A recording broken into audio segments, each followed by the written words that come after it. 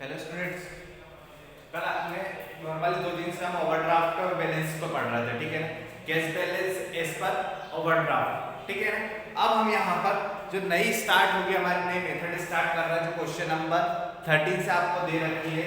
इसमें balance as per passbook normal balance, ठीक है ना, फिर balance as per passbook overdraft. मतलब अभी तक हमारी प्रोसेस कौन सी चल रही थी, balance as per cash book, ठीक है ना। रोकड़ बही के हिसाब से बैलेंस पे चल रही थी, सेस पे चल रही थी। अब हमारी जो मेथड चलेगी वो किस पे चलेगी, पासबुक पे चलेगी। क्वेश्चन नंबर 13 से हम स्टार्ट करते हैं।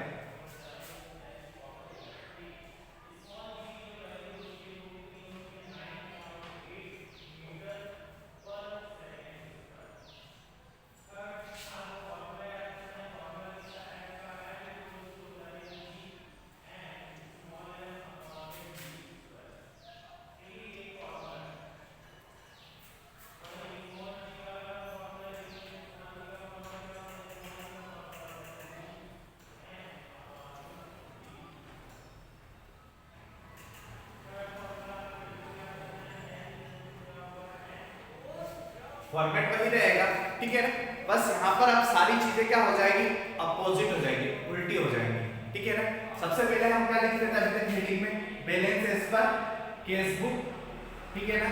Balance as per cash book लिखते थे, आप क्या लिखेंगे, balance as per passbook. Normal balance दिया है तो डेबिट ही होगा वो।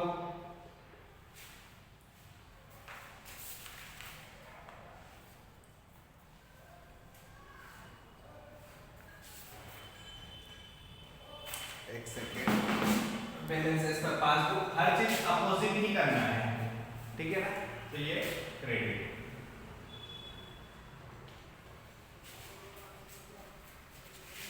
बैलेंस एज पर दे रखा है हमें 10,510 रुपए।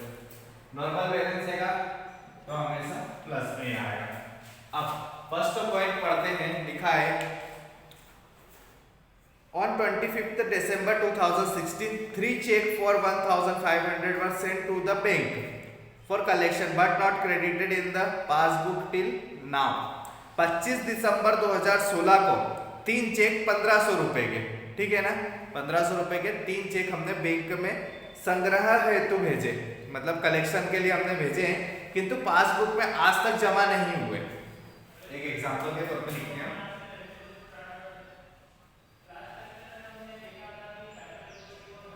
केस बुक और पासबुक, ठीक है ना। कितने चेक पहुंचा है हमने, 1,500 रुपए के कलेक्शन के लिए, मतलब पैसे आने के लिए पहुंचाए थे, ठीक है। अब यहाँ पर एंट्री अभी तक नहीं हुई है, यहाँ पर एंट्री अभी तक नहीं हुई है, ठीक है ना। तो हमें एंट्री कहाँ करनी है, यहाँ पे पासबुक में। तो यहाँ सॉरी, तो अब हम चेंज क्या करेंगे, यहाँ पर 1,500 रुपए प्लस कर देंगे। अभी तक हम क्या करते थे, क्या यहाँ एंट्री नहीं हुई है तो यहाँ पर हम माइनस कर देते थे, पर नहीं, अब हमें इससे मतलब नहीं, अब हमें किससे मतलब है, इससे। जो चीज यहाँ लिखा रही है वो यहाँ पर लिखना जरूरी है, ठीक है ना। तो लिखते हैं यहाँ पर एम, और सिंपल सी बात है, मैंने कल एक पॉइंट बताया था कि check issued but not presented for payment, ये हमेशा प्लस होता था, अब यहाँ पर ये चीज क्या हो जाएगी, माइनस होगी। Cheque send to bank for collection, ठीक है ना, कलेक्शन के लिए चेक पहुंचा है लेकिन अभी तक क्रेडिट नहीं हुआ है, तो वो चीज पहले माइनस होती थी, अब क्या होगी, प्लस होगी। तो ये लाइन भी वही है,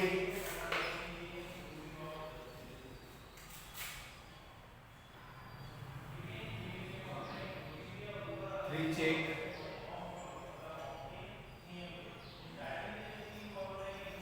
send to bank for collection but not collected, 1,000। यहाँ तो मैं सिंपल सी बात ये बोलूँगा, अगर आपको वो दो मेथड, ठीक है ना, balance as per cash book अगर आती है अच्छे से, अगर आपको सीख चुके हो, तो वही चीज पूरी अपोजिट करते आना। वहां जो प्लस होता था यहाँ माइनस हो जाएगा, जो माइनस होता था वो प्लस हो जाएगा। फिर नेक्स्ट दिया है A check for 2000 issued to बाबू भाई was not presented for payment till now. बाबू भाई को दिया गया 2000 रुपए का चेक अभी तक भुगतान के लिए प्रस्तुत नहीं किया गया। लिखा हुआ क्लियर कि बाबू भाई was not presented, cheque issued but not presented। पहले प्लस होती थी, अब ये लाइन क्या होगी? Minus. Cheque issued but not presented for payment।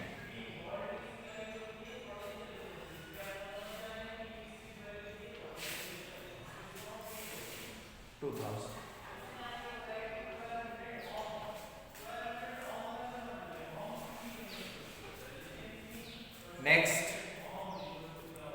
Bank ने 50 रुपए ब्याज के जमा लिखे किंतु रोकड़ बही में नहीं लिखे। The bank credited the amount with ₹50 for interest, but there is no entry in the case book। अब बैंक ने क्या करा है? 50 रुपए जमा करे हैं, ठीक है ना। अभी तक जो पैसा आता था, ठीक है ना, बैंक में अगर पैसे आते थे तो हम काम कर देते थे, केस बुक में लिख देते थे। अब क्या हो जाएगी? वही सारी चीजें हट जाएगी। मतलब for example case book bank में 50 रुपए आए, यहाँ प्लस हुए, ठीक है ना। तो मैं कहाँ प्लस करता था? यहाँ पर, बट अब यहाँ मुझे कुछ भी नहीं करना है, यहाँ जीरो ही है। अब मैं क्या करता हूँ? यहाँ से माइनस करता हूँ, ठीक है ना। तो क्या हो जाएगा यहाँ पर? लेस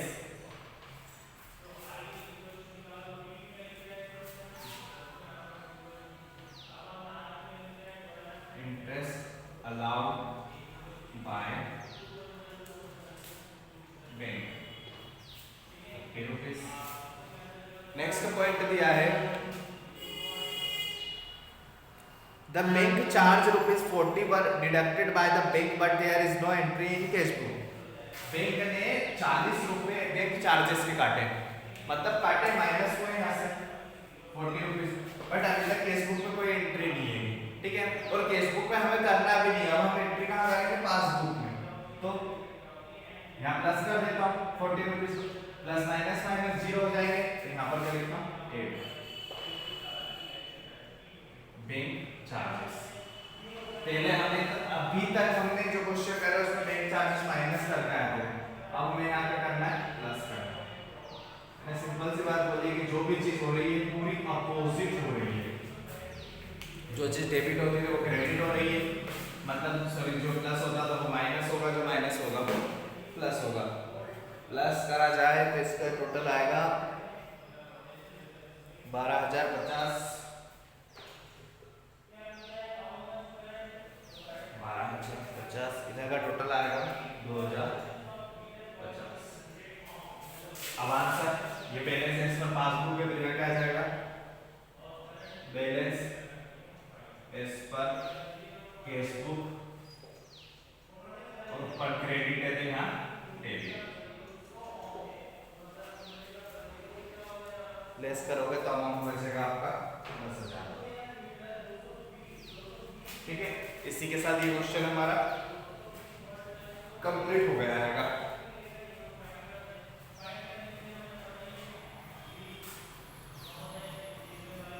अब नेक्स्ट क्वेश्चन देखते हैं।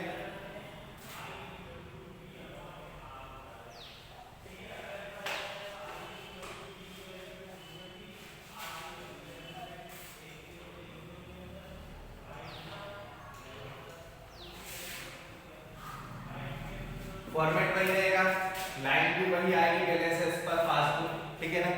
क्वेश्चन दिया है कि निम्न cheque, the following cheque were paid into the bank account in December but were credited by bank in January. 3 cheque हैं हमने 2,031 और 1,800 रुपए जो हमने बैंक में जमा करे थे, ठीक है ना। निम्न चेक दिसंबर माह में भेजे गए किंतु बैंक द्वारा जनवरी में जमा किए गए। पैसे कब आए हमारे पास में? जनवरी में, ठीक है ना। लिखते हैं हम, ये लिख लेते हैं केस बुक और पासबुक। 3 चेक हैं, तीनों का अगर टोटल करता हूं तो अमाउंट आएगा 6,900। एंट्री कब हो रही? चलिए यहाँ हमने लिख दिए थे 6,900 रुपए, ये आ गए हैं, बट एंट्री यहाँ पर नहीं हुई, ठीक है ना। तो अभी तक एंट्री यहाँ नहीं, तो अब हमें एंट्री कहाँ करनी पड़ेगी, यहाँ। पहले हम इसमें चेंजेस कर सकते थे, अब अगर यहाँ एंट्री हो गई है तो यहाँ भी करनी पड़ेगी और यहाँ से ही सब कुछ करना है। यहाँ हमें केस बुक में कुछ भी नहीं करना है, ठीक है। पहले सारे चेंजेस हम केस बुक में करते थे, अब सारे चेंजेस हम किसमें करेंगे, पासबुक में, ठीक है ना। तो 6,900 रुपए मैंने केस बुक में लिख दिए थे, अब यहाँ पर मुझे 6,900 रुपए लिखना पड़ेगा, तो ऐड कर देता हूँ। Cheque send to bank for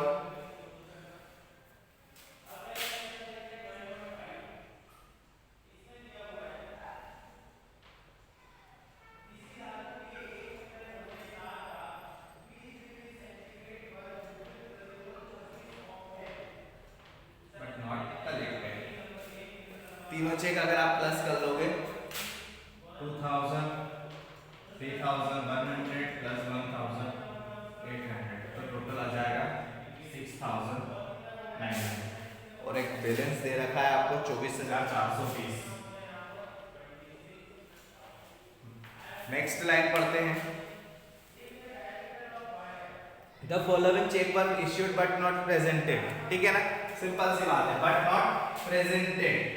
payment पहुंचा दिया हमने, ठीक है ना, सामने वाला है ही नहीं वहां पे, मतलब ये बोल सकता हूँ कि मैंने यहाँ से माइनस कर दिए। टोटल तीनों चेकों का टोटल आएगा 1,000 रुपीज, नहीं सॉरी 12,420, 12,420 रुपए तीनों चेक का टोटल आ रहा है, ठीक है। यहाँ माइनस कर दी, तो अब यहाँ पर क्या करूँगा, यहाँ भी माइनस करूँगा, जब यहाँ माइनस हो गया तो यहाँ भी माइनस ही करना पड़ेगा, तो लिख देता हूँ less cheque issued but not presented for payment. Cheque है 4, 5 और 3, 420, 4,000, 5,000 और 3,420, 12,420।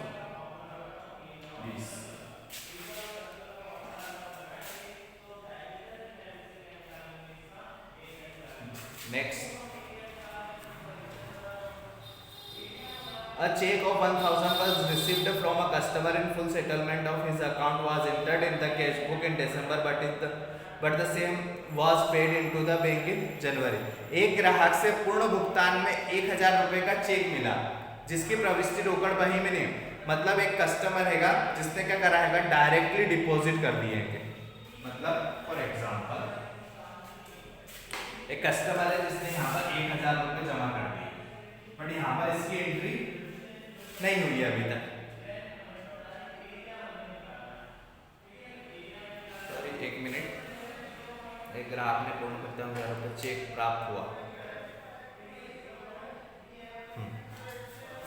एक कस्टमर से हमें चेक रिसीव हुआ है, डायरेक्टली डिपॉजिट नहीं है, एक कस्टमर से हमें चेक रिसीव हुआ है जिसकी एंट्री यहाँ पर हमने प्लस 1,000 रुपीज कर दिए है, ठीक है ना, बट उसकी एंट्री पासबुक में वो चेक कब क्लियर हुआ, जनवरी में। एंट्री जनवरी में हुई तो यहाँ पर रुपए कर देते 1,000 रुपए यहाँ भी प्लस कर देते थे।